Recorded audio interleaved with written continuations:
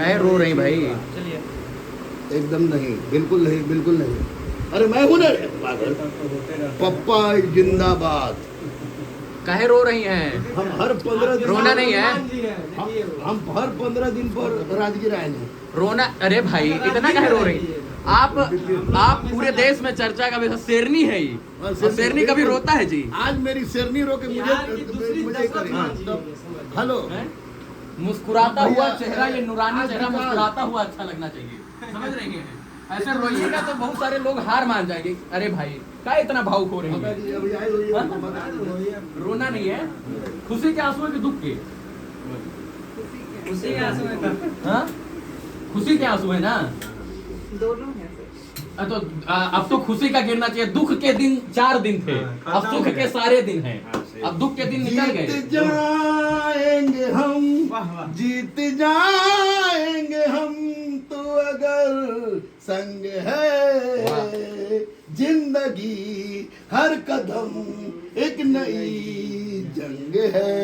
एक नहीं, मुझे गर्व है कि मैं मधु बेटी का पिता हूँ। वाह! निश्चित रूप से इसके आंख में आंसू देख के जब गुरु और पिता एक हो जाए तो सारे संसार को कैद करना आसान हो जाता है। तो गुरु और पिता स्वरूप तो रहमान सर आपके समझिए बजरंग बली के स्वरूप हैं। अरे आप एक चट्टान तोड़ी है, दूसरी दशरथ मान जी है इस देश की। देखिए, अटक से लेकर कटक तक, कश्मीर से कन्याकुमारी तक इस बिटिया की चर्चा हो रही है।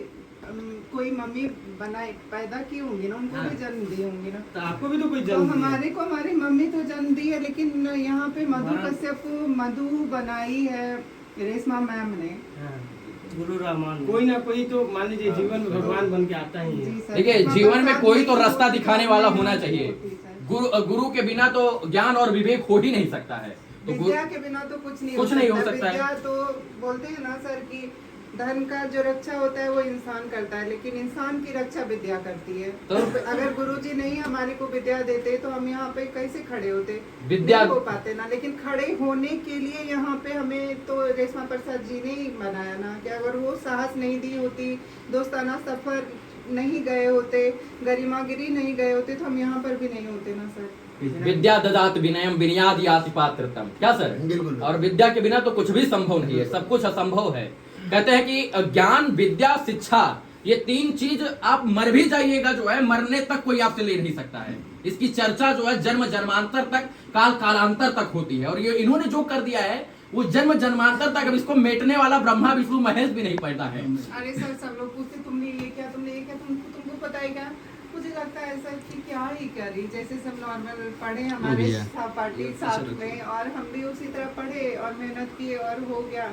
हमारे को कभी कभी लगता है ये, मतलब सारे लोग अगर चाहो तो आपने ये करी, आपको पता है आपने क्या करी, हमारे को लगता है हम कुछ बस नॉर्मल लग रहा है सर कि हाँ ठीक है। मैं आपके लिए, इनके लिए नॉर्मल है, लेकिन जो इनको देखकर सर आगे बढ़ने वाले लोग हैं उनके लिए ये चैलेंज है।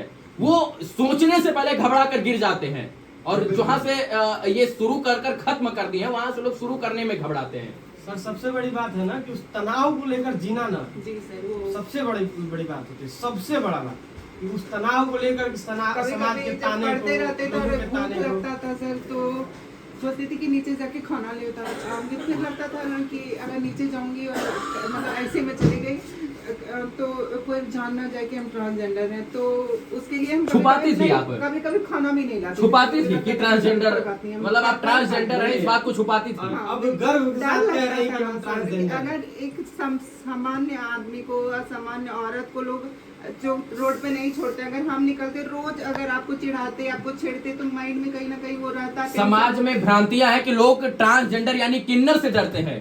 अभी यहीं पर कुछ लोग कह रहे थे कि अब जो है दरोगा लोग को भी किन्नर समाज के लोग मतलब घेर लेते थे, लेकिन अब जो है कोई नहीं घेरेगा। बिल्कुल नहीं घेरेगा सर। क्यों घेरे? वो लोग घेरते हैं सर, क्यों घेरते हैं इसके पीछे बात कोई नहीं करता। घेरते हैं बस ये देखते हैं, क्यों घेरते हैं ये नहीं देखते। अगर वो बने घेरने के लिए, अगर वो इस दलदल में फंसे, वो भीख मांगते हैं, वो गाली देते हैं, वो मार करते, क्यों बने सर? आप इसके पीछे का लॉजिक समझिए ना। आप जिस 9 क्लास के बच्चे को घर से बाहर निकाल दिया जाएगा, उनके पास खाना नहीं रहेगा, उनके पास मम्मी पापा सबका साया उठ जाएगा सर, तो उसके पास कहाँ से बच जाएगा माइंड में, दिमाग में कि हम अच्छा काम करके अपनी जीवन उनको सफल बनाए। वो तो गलत संगत में चले जाएंगे, पेट को चलाने के लिए फिर कुछ भी काम मिलेगा, चाहे वो चोरी डकैती गंदा काम होगा और करेंगे और अपना जीवन को बर्बाद करेंगे और क्या बोलते हैं उसी रास्ते पे चलेंगे। तो इसीलिए सर इसके पीछे तो मैं उन मम्मी हर एक माता पिता से नम्र विनम्र और क्या बोलते हैं प्रार्थना करना चाहूंगी कि ऐसे बच्चे को घर से मत निकालें। अब आप जैसे बच्चों को कह रही हैं, हमारे जैसे बच्चों आपके जैसे बच्चों माँ बाप बिल्कुल घर से ना निकालें। मतलब ये होता है ना कि भाई लड़का पैदा हुआ तो एक्सेप्ट कर लिया, लड़की पैदा हुआ तो एक्सेप्ट कर लिया, लेकिन जब है उन्हीं का खून है, उन्हीं का मांस है उन्हीं का अंश है, लेकिन जब ट्रांसजेंडर यानी किन्नर पैदा हुआ तो उसको भैया चलो गैंग को दे दो, इनको दे दो, फलाने गुरु को दे दो, धमाके गुरु को दे दो। मतलब अपना होते हुए भी लोग अपना नहीं मानते हैं।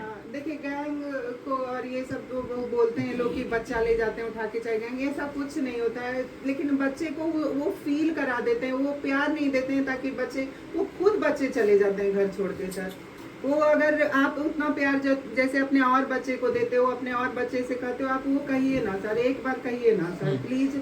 हर एक माता पिता से बोलते हो एक बार तो कहो कि तुम मेरे बच्चे हो, एक बार तो कहो कि हम खड़े हैं तुम्हारे नहीं यार, हम पूरी जान लगा देंगे अपनी कामयाबी के लिए, हम कभी आपको निराश नहीं करेंगे। जितना गुण, जितना शक्ति, जितना काम करने की लगन जो है एक महिला और पुरुष में होती है, उतना काम करने की लगन जो है इनके अंदर भी होती है। तो जब वो कर सकते हैं तो ये क्यों नहीं कर सकते हैं यार? क्यों इनको मौका नहीं दिया जाता है? क्यों इनको समाज से वंचित किया जाता है? क्यों इनको 9 महीने 10 महीने बाद 1 साल बाद बोल दिया जाता है कि तुम किन्नर समाज के हो? मम्मी पापा की तो गलती है सर, सब सरकार की बीत निधि से सर 77 साल लग गए यहाँ सर। आज देश आजाद हमारा नहीं हुआ है सर, 1947 में हमारा देश आजाद हुआ था सर। आज यहाँ तक पहुँचे 2010 से रेशमा प्रसाद झोला ले लेके भटक रही हैं पूरे बिहार में। लेकिन मैं आदरणीय मुख्यमंत्री जी का ढेर सारा सम्मान करती हूँ, ढेर सारा आदर करती हूँ, उनका ढेर सारा धन्यवाद कि उन्होंने मतलब ऐसे मतलब राज्य में जो कि हमेशा बदनाम होता है, चाहे एग्जाम के लिए हो, चाहे सिस्टम के लिए हो, चाहे कुछ के लिए हो, उन्होंने ऐसे एक मतलब माइनॉरिटीज को इतना दिया, तो उसके लिए ढेर सारा धन्यवाद। हमारी रेशमा मैम का धन्यवाद, हमारे गुरु रहमान सर का धन्यवाद, हमारे सुल्तान सर का धन्यवाद। आपके माँ बाप ने तो कोई भेदभाव आपसे नहीं किया था, क्योंकि आप बार बार जो है हमारे मम्मी पापा भेदभाव नहीं किए थे। मम्मी पापा भेदभाव करके भी क्या करते सर? हमारे मम्मी पापा तो मतलब हमारे को पैसे नहीं थे सर, शुरू से ही हम बहुत मतलब लोअर मिडिल क्लास फैमिली से आती हूँ सर।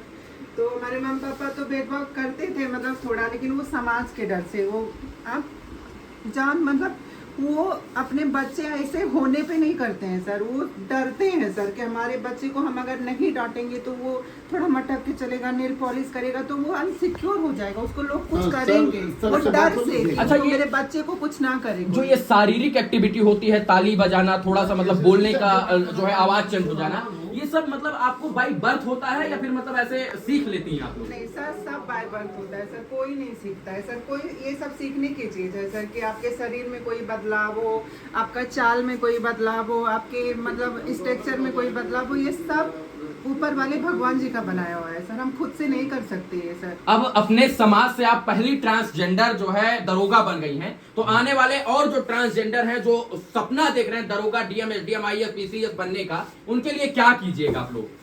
उनके लिए तो मैं बहुत काम करना चाहती हूँ सर, बस सबको लाके गुरु रहमान सर के यहाँ पढ़ाना चाहती हूँ सर। ऐसे सर जैसे हमारे मतलब यहाँ पे एडमिशन लेते हैं, उनको यहाँ पे ला के बोलना चाहती हूँ, उनको हर संभव मदद करना। अगर किसी को पैसे की भी कमी होगी तो मैं उसको मदद करूँगी सर।